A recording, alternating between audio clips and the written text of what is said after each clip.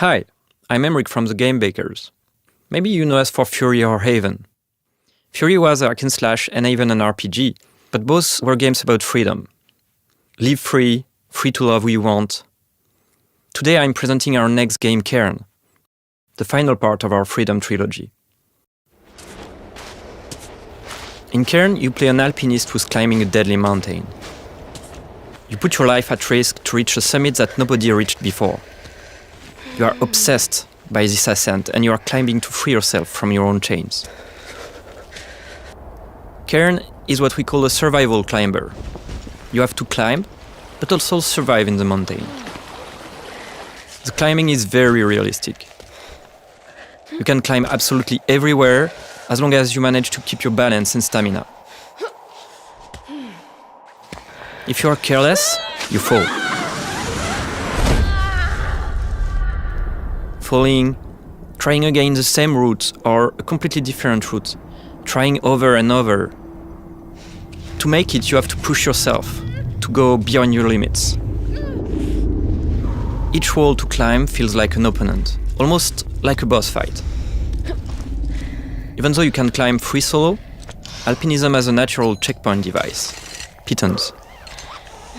But you have a limited amount, and using them at the right time is key. Eventually, reaching the top of the wall is extremely satisfying. It's freeing.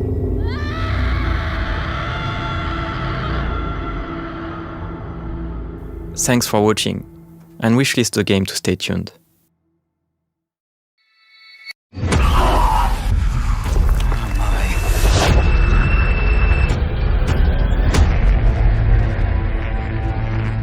嗨，各位好，我是卡玛的 Dark World 的创意总监王永鹤。我们团队月朗工作室来自于中国上海，团队的目标是带给全球玩家有趣且有深度的叙事驱动类游戏。很荣幸借此机会向各位玩家展示由我们才华横溢的月朗团队所制作的第一款游戏《卡玛的 Dark World》。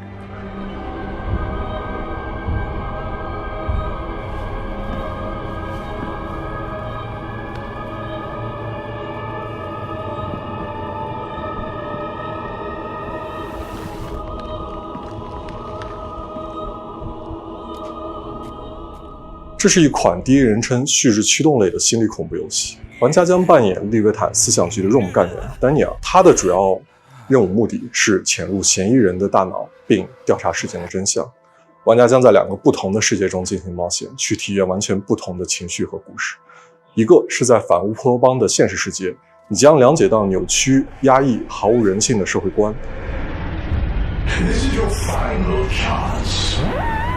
Please tell your decision. 另一个是用记忆所构建的脑中世界，你将看见诡异恐怖的画面，但却包含了令人痛心的真相。在这个游戏中，作为探员，你需要坚守意志，效忠这座城市的掌控者利维坦公司。但直到有一天，你发现正在调查的案件发生了翻天覆地的变化，你冰冷的心从此开始逐渐融化。What have I done? 这就是卡玛的 Dark World， 一个你从没有体验过、带有浓厚电影风格的反乌托邦游戏。如果你想要了解更多关于这个故事的最后的真相，请访问我们的网站 karmadarkworld.com， 我们会第一时间告知你试玩的 demo 相关时间。最后，请大家享受预告片。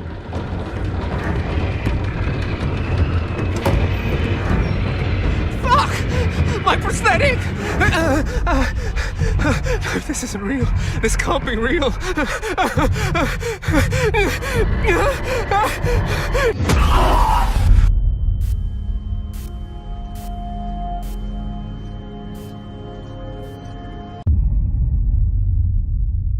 I will echo.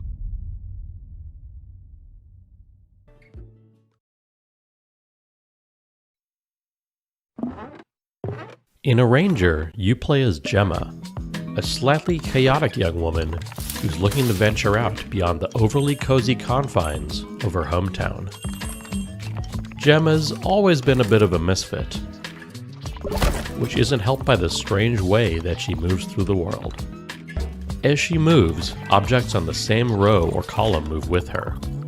And if she gets to the edge of the gameplay grid, she loops around to the other side.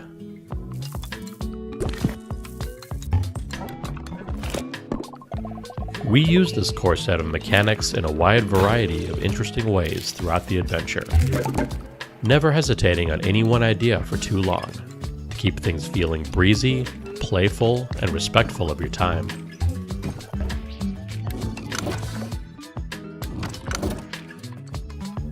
The entire game world exists on a sprawling, interconnected grid, on which you'll find towns full of lovable weirdos to chat with and advance the story. Wilderness spaces to navigate full of optional puzzles and exciting mysteries.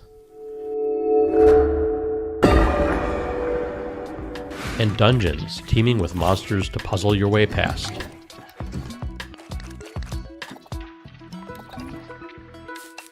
Or through. Told through expressive comic-style cutscenes. We follow Gemma on her journey of self-discovery. Heading out beyond the walls of her town, she soon discovers a beautiful, inspiring world. But also one ruled by fear and a strange, immovable force called the static. Can she disrupt a culture of stagnation and find a place to fit into it? Find out in a new type of role puzzling game when a Ranger launches on July 25th. Amy? Are you okay?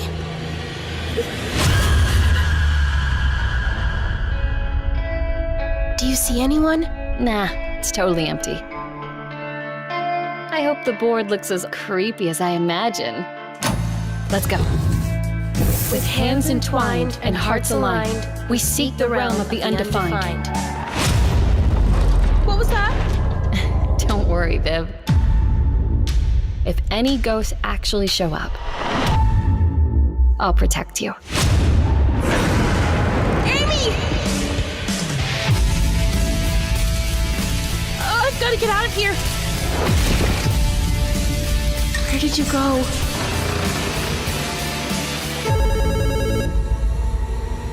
Hello? Amy! Just go home, Viv. I'll save you, no matter what. Don't worry, Viv. Everything is going to be spectacular. I'm happy here. So happy. Hi, my name is Kyle McKeever, and I am the developer of Screenbound. And Josh, you and I have been working together on Screenbound for a couple months now. Do you want to talk about the idea of how Screenbound came to be? So I was watching a video of someone playing a Game Boy, and I don't know why it came to mind exactly, but just seeing the image of someone holding a device in their hand with an environment in the background and something happening on the screen made me think, how could you link this all together into a game where you're playing on the screen and you've got a 3D environment and they're both linked? It started with a little prototype of just a character holding the device, having an endless running motion and jumping at the same time as seeing it in 2D and 3D. And then the other part of it was the controls from the prototype. They weren't set in place. I think we were having this problem where you're exploring this world, but only facing forward, and you can move side to side, but you're only looking in front of you. So at first we're like, okay, maybe we can just do a 180 so you can at least go backwards, because we were constantly moving forward in 3D space. So we tried that. That felt a little weird. And then at that point I was like, you know what? Since most of the games out there that people are familiar with are first-person shooter games, why don't we try FPS controls? And then you implemented an FPS controller and kept the 2D essentially the same. And for some reason, it just miraculously worked. So the device itself that you use in Screenbound is a quantum device. How that works in the context of the game is that the 2D world that's presented on the screen is actually projecting an environment as a 3D world, which is also how it works in the level editor, because the level editor is 2D. And once you finish your level, or you're finished working on it, it actually builds the entire 3D geometry out and creates a 3D world.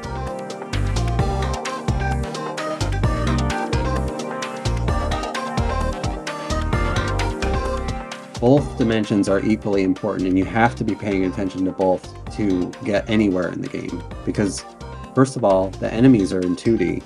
So if you're walking along in 3D and you're not looking at the screen, you're going to die probably within 5 to 10 seconds because you're going to be hit by an enemy. You're going to see some distortion effect on the screen, and that's where like the two dimensions meet, and you're going to get pushed back and you're going to lose some health from your battery bar.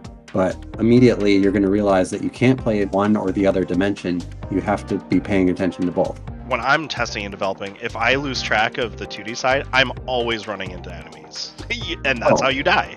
The biggest risk in 3D is literally falling. It's pretty clear cut though, because everything translates fairly one-to-one. If there's like pixelated grass in the 2D world, there's going to be grass in the 3D world. Same with trees. Yeah, all that stuff crosses over except some of the puzzle elements or some of the things you only see in 2D or you only see in 3D, like the fan. Yeah, you kind of solve puzzle elements more so on the 3D side, but then you survive threats by focusing on the 2D side.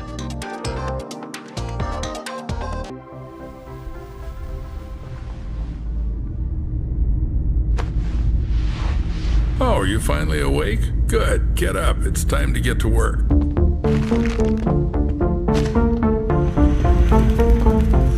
Hurry up. You have nothing to worry about.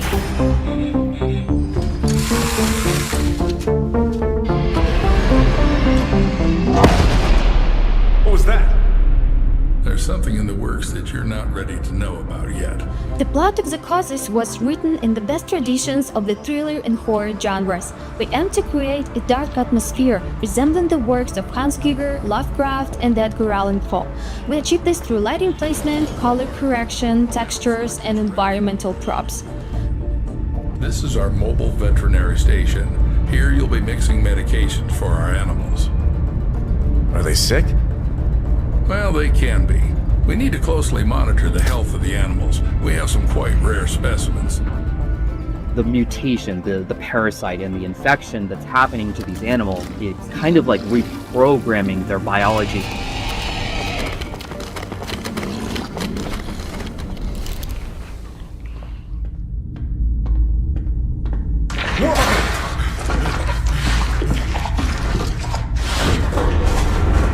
The giraffe head acting like a large anaconda, slithering with its jaw unhinged, try to bite you.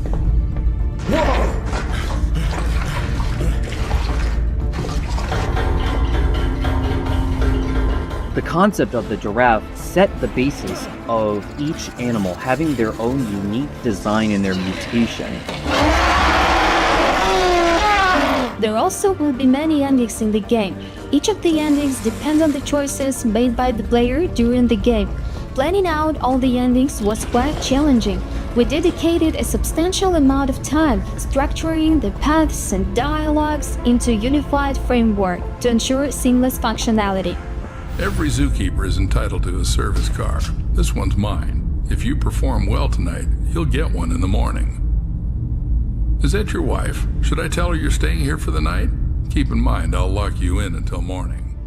No problem. Your main goal will be to save the edibles, including infected ones that have turned into mutants. Save them and save yourself.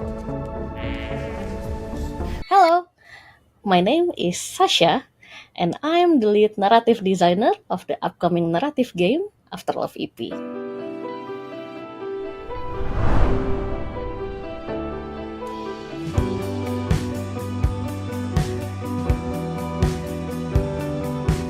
This game is about a musician in Jakarta who hears the voice of his girlfriend after her death. Come on, Nama, get up! It will explore the theme of love, dealing with loss and grief, and finding your true self in the bustling city of Jakarta. This game was the golden child of my best friend, the late Fahmi Hasni, who sadly passed away in March 2022. And I know how much he loved this project, and he would want the world to listen to this story, so we are more than honored to pick up the torch and continue his legacy. Fahmi loved Jakarta very much. I'm always the introvert side of our friendship duo, and he was always the one who took me to all the wonderful places in Jakarta I used to never know about, and most of those places made it into the game, like the places where he loved ramen, or where he would get his coffee, or like where he would meet his friends, or music. And I've enjoyed exploring those places in the game like we used to do. We've had the pleasure of working with a wonderful shoegaze band from Jakarta, Lalfalfa. They are very brilliant. Sorry, I can't really help fangirling about them. Like, they are so good. And Lalfalfa will be making the soundtrack for Afterlove EP, including the music Rama plays in the rhythm game.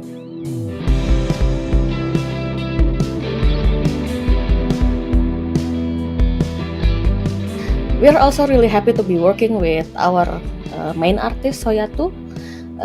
Soyatu has breathed life into our characters with his very distinctive art style and also his love for the underground music scene. We don't have the release date yet, but we expect it to be released around October this year. So please bear with us a little longer, and thank you so much for your support.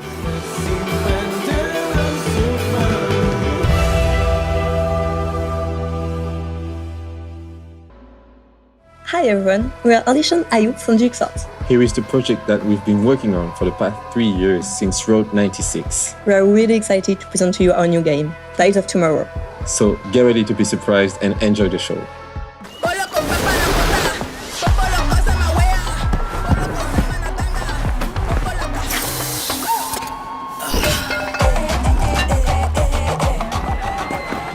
Welcome to Pleasureland, my friend. Best place to... Wait. You look familiar. Welcome to Pleasureland, my friend. I'll introduce you to the joys of this amazing place. You okay? You're not going to die, right? That's the bastard! You'll learn what it costs to steal from Obin. I hope it's the right one. They have the same clothes. Wait, that's not the thief. But it was your friend who did it, right? I made the mistake. You want to talk to me? Get on your knees first. Bastard! You won't get away with it! Your friend escaped with my Ozen. And now, you'll pay for it.